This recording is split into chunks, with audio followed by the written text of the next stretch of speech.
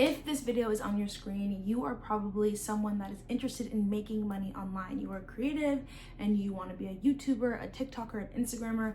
Welcome, because that's what I do. My name is RAENA. I am the founder of the RAENA Effect, and I help and manage creators to make six figures online. 6, 7, 8, however much they want to make. That's my goal, and that's what I love to do. And so today I want to talk to you about being monetized on YouTube, because honestly, it's a conversation that everyone wants to get into. Now that like TikTok is getting banned, we don't know what to do, Instagram this, everyone seems to be coming to YouTube. And I love YouTube. I started YouTube in about 2015, and you can look through all my videos. I've had a crazy story up until this point, to the point actually where I was demonetized a couple of months ago. And I'm gonna link a video here, but I went through a whole realization of my demonetization, and now I want to talk to you about what I'm doing to get remonetized. Because I remember it was about like 2020 COVID time, and I was working towards monetization, and it was hard. It was hard, and it still is hard. I've been seeing a lot of people talk about how like YouTube is on easy mode. YouTube is still hard, and I don't want to say hard as in like it's not possible to do it, but it takes work, it takes effort, and it takes time to really know what you are going to do on the platform. With all that being said, I was demonetized because I hadn't posted in about a year or so, and that caused YouTube to say, you know, like if you can make up the requirements in this next month, you can keep your monetization. If you can't, then we're gonna take it away, and then you have to reapply. And so if you don't know, which I assume that you do, because you've probably gone through all of these videos, in order to be monetized and make money on YouTube, you have to have 4,000 watch hours, which is 4,000 hours of people watching your content, and then you have to have 1,000 subscribers. So great for me, I have the subscriber neat requirements, but I'm working on the hours. And so I wanted to essentially lay out, I even made notes today, lay out essentially how I plan to hit the 4,000 hours in order to be remonetized on YouTube, let's say in the next 2 months. I didn't even really give myself a time frame, but I'm gonna say that, I'm gonna put that out loud. I'm gonna say by the end of March, maybe even sooner. Why not? By the end of, who knows? You give me a time frame and put it in the comments.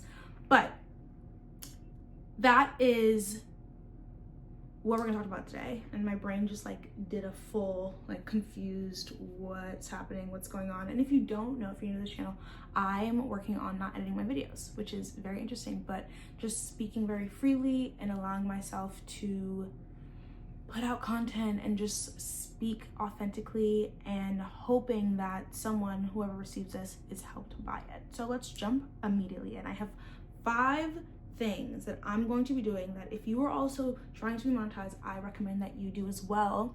And let's help each other. Let's work towards our goals. Let's hold each other accountable in getting monetized. So the first thing is uploading as much as possible. And I say uploading as much as possible and not uploading consistently, because I believe, for me and the way that I operate, that those are 2 different things, okay? Consistency was the bane of my existence, because that is why my demonetization was, that is why I was demonetized, because I was inconsistent, because I wasn't posting. And so if you don't know, YouTube can take away your monetization if you're not posting consistently. So I worked my way up constantly. I was posting every Sunday for, I guess, less than a year, because they take the hours in 1 year, and I was able to get monetized, but it took a lot out of me. And so that was once a week. So there was 52 videos that I gave myself the opportunity, you know, in order to make up those hours. This time around, I am addressing and approaching this in a different way, where I want to upload as much as possible. What does that mean to me? Honestly, it means more than once a week. And I have been uploading more than once a week.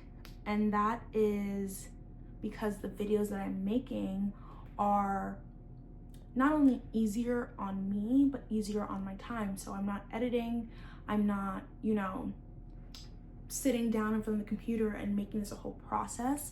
I'm coming up with my ideas, and then I'm sharing them with the camera. And that might not look like the same for everyone, right? So it probably is going to look different for you, but making your system and how you operate and how you create videos work for you and your schedule is like the most important thing in this whole process. Okay, so uploading as much as possible. And also, when you think about it, especially if you're trying to get monetized, you have to think about the fact that you need to give yourself as many opportunities as possible in order for people to see you, in order for people to see your videos, in order for you to get the opportunity to get 4,000 watch hours. So that's the first thing. So don't feel like, oh, I only can post once a week, I don't want to bombard people, or only can, I have to post twice, or my videos have to be so perfect. This is really just a learning experience for the both of us, and just seeing like what are people really interested in versus like what are people commenting, what do people want to see, and what interests me, versus like I'm just gonna stick to a once a week schedule. Does that make sense? Hopefully it does. So the second thing, and it kind of relates to the first thing, is finding joy in the content that I'm posting and building a community of people that are interested in not only what I have to say, but are interested in coming back and learning and just being a part of the conversations that I'm having here. And so I, started doing content that was over edited, and I loved it. I loved editing. I loved the memes. I loved the sound effects, all the things. Those took me about 20 hours to edit, which was like crazy per video. So when I was doing videos that took 20 hours to edit, obviously I'm only putting out one a week, but I grew a community that loved those videos, that loved the effects and loved all of those things. And for me, that was really important, and it still is important. So from going from the over edited videos, I went to vlogs, and I started vlogging, and I created a community that loved vlogging. And now I'm here where I'm doing the least editing type of videos. I'm not doing really the vlogs yet. I'm just speaking authentically the things that I know, or like how I help creators make money, or how I make money through content, or tips and tricks and advice for life. Like any of those things, that's kind of my focus right now, and that's what I'm focusing in terms of building a community. So that's number 2. I'm really speaking with my hands today, and I'm just like also kind of in my head. I don't know why, because I'm like, I have notes, I'm saying what I gotta say. Anyways, so I think the third point is the most important, and that is focusing, and hear me out when I say this, like let's not be bogged down by my foot, that was crazy, by YouTube Studio. Our focus is not the analytics, because I know we can get really stressed about how many people are watching our videos, how many people are clicking our videos, do we have green or is it red? Like, YouTube, please give me a break. But the third thing is to focus on the average view duration of your videos. A lot of the times we focus on how many views is it getting, like how many clicks, what's the percentage, this, that. And when we're focusing on watch time, when we're focusing on getting more watch time, getting more hours, we want to focus on how long the viewer is actually watching the video. So that means it's more important that I have less amount of people, not actually like more important, but think about it this way. If I had less people watch more of the video versus I have thousands of people click and then click off. Do you see what I'm saying? Just because you have more people watching your videos doesn't mean you have more watch hours. So if it were me, I'd really focus, or what I am doing is really focusing on the beginning of the video, really knowing that in the beginning it's pretty organized, you know where you're coming, you know where you're clicking, and that the thumbnail and the title aren't misleading my viewers. Because a lot of times you want to do the clickbait thing, oh my goodness, today I cannot speak.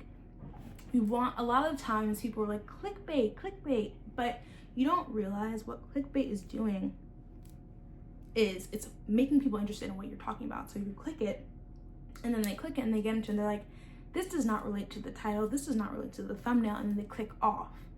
And essentially what that is doing is telling YouTube people are not interested in this video because they're not watching. The first checkbox is that people are interested in this video because they are clicking into the thumbnail. The second and the title. The second is that they're watching for a period of time. If you're not getting people to watch for a period of time, that tells YouTube people are not interested in this video. They're not getting to the end, they're not getting to the middle, they're just clicking and clicking off. People aren't interested. We're not gonna keep pushing this out to more people. So the most important part about this is we want people to watch for a longer duration of time. That's gonna get you more watch hours because they're watching for more minutes. You get it, okay. Amazing. And so in that, obviously your thumbnail is important, your title's important because you have to get people to click in. But more than that, you really want people to stay and you want people to hear what you have to say and also continue to come back for more. So if you're focusing on watch time, that is the biggest, I say, key performance indicator is your average view duration. That's my content strategy moment right there. Also, a tip, I would say I've seen a lot of people talk about making your videos longer than 8 minutes. I'm gonna go ahead and say 18 minutes. And I've actually spoke with some of the top YouTubers and they've also agreed it's longer than 18 minutes. Those videos are the ones that, perform the best, and also you get more opportunities to put more ads on the videos. And YouTube also likes those types of videos where you get more opportunity to put more ads because that means their advertisers are happy. They get more ad space on your video itself. And then eventually when you are monetized, you get more ad space, essentially. You get more opportunities to make more money from ads. If that makes sense. Yes, it did. I know it did. Okay, next point. 4. Point 4, focusing on content that performs well. And you're not going to know what type of content performs well until you make content. So it's really important to make content. So the first step is really just gonna be making content and seeing what you like, right? Back to the second point, which is finding joy in the content that you're posting. So really posting content that you enjoy, content that you enjoy making and posting, even if it's not getting viral views. You enjoy the process, you enjoy the content, you enjoy the knowledge or whatever that you're doing in it is the first thing. The second thing is once you post a collection of videos, a lot of people say 100 videos. So I don't know how many you've posted, but the whole the number, Mr. Beast, how do you say the plural? I don't know, you get what I'm trying to say. His number is 100. So posting 100 videos and then looking back on those videos, posting 100 videos, improving each video as you go, and then looking back on all those videos and seeing okay, this is what went well, this is what didn't go well. Essentially, if you keep posting and you look back at the previous video, working to improve every upload you make, you're going to get better and better and better and better, right? And so what I would say is that while you're uploading these videos, look back and say, this one performed really well. This one performed really well. This one has really good comments, or people asking a lot of questions. And if people are asking questions in the comment section, or people are really liking a certain type of video, make another one, right? So give people what they want. Don't just make content that you're well, I already told them this. If they have another question, answer it. And help them understand, help them provide so my brain is all over the place, I promise you. I'm trying my best, but it's hello, is anyone home? Help them understand more of what you were trying to say. Just help bring them along for your story. I'm so sorry. I don't know what happened in my brain, but it really just turned off and I'm trying to turn it back on. Can you tell? Also, when you see that a video is performing well, you have to understand that people are interested in that video. It could be the title, it could be the thumbnail. And YouTube gives you analytics to where you can understand what it is. What's the thing and why people were clicking on it. So if you're oh, the impression, our impression rate is really good, which means it's showing up for a lot of people, and then our click-through rate is also really good, that means your thumbnail and your title are killing it. Great. Then you look at the average view duration, which we talked about, and if it's longer, you're oh, all of these things are good and people are really liking the content within the video itself. Then if you're like, okay, the click-through is good, the view duration's good, the impressions are really good, YouTube's now pushing this out, you can even see, okay, if I'm increasing in subscribers, that means people are really liking me, you know, what I have to say. They want more of me, they want to come back, they're interested in my content. And that gives you an idea that they've also probably gone to your channel and they've looked into the videos that you posted previously and they like your vibe. Like, there's a lot of ways that you can look and understand the analytics behind your videos. And that's a lot of what I do with my clients is like, okay, let's dive into the analytics. Like, if you feel like you've been posting consistently and you feel like you've been doing the right thumbnails and the titles and you feel like you're not getting the reaction or the views or, I don't know, the attention that you want, then there are ways to look at the analytics and say, okay, next we're gonna move like this. Like, this is the next steps we're gonna take so that we can improve, whether it's the content, whether it's the structuring, whether it's your personal branding, which a lot of times it is. Like, a lot of times it's how we are presenting ourselves, the things that we're saying and we're not saying, that is causing like kind of a disconnect. And then lastly, be your own viewer, be your own audience member. And that, to me, like, before you decide, RAENA, I need your help, or like, you know, I want to hire someone to do this because I feel like my strategy isn't working, this isn't working, before you invest money into someone else to tell you what to do, you need to put on the viewer's glasses. Like, you need to take on their perspective, sit in front of your video even before you upload, which is usually what I do. Like, I switch. So when I'm done editing, when I used to edit, obviously, and I was done with the video, done with the thumbnail, I would look at it from a different perspective. I would look at it from my audience perspective. Like, would I click this thumbnail? Is this interesting to me? If this was on the homepage of YouTube with thousands of, exaggeration, but tens of hundreds of videos, also an exaggeration. When you have like 9 videos, right? Am I going to click my thumbnail? Is my title interesting enough for me to click it? Do I have a clear understanding of what that person's talking about? I also know that it interests me, or is the title just very much like, kind of like, they say like chicken noodle, what do they say? Like, is it jumbled?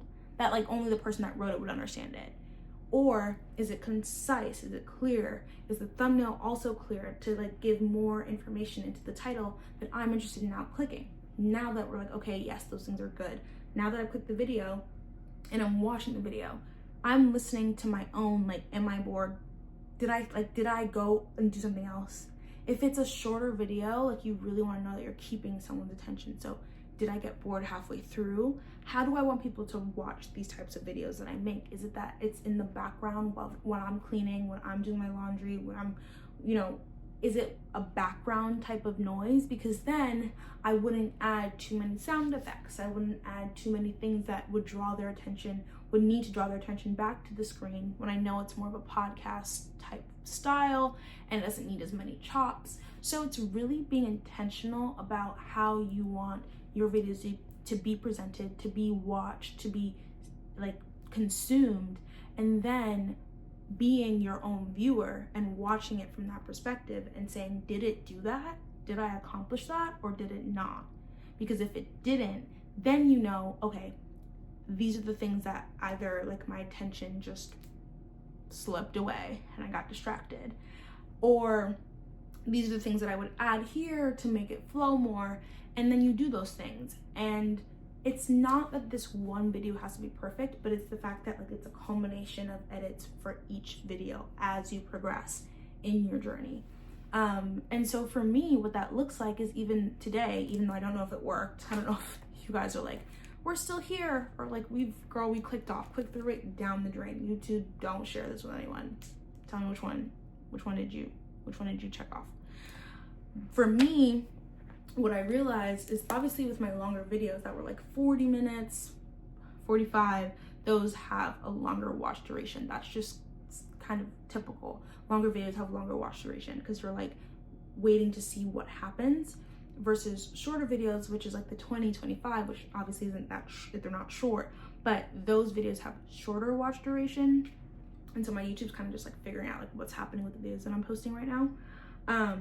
But I will say, for me, knowing that, okay, people are really interested in what, like, talking about my YouTube journey or how I was demonetized. So what I did in this video was I made another video that was in response to the video that I already posted about people saying, oh, I didn't know you can get demonetized. Like, oh, me too. We're working together on getting that 4,000 hours, right? So now I'm trying to say, like, this is what I'm going to do in order to hit those 4,000 hours, and you can take that advice as well.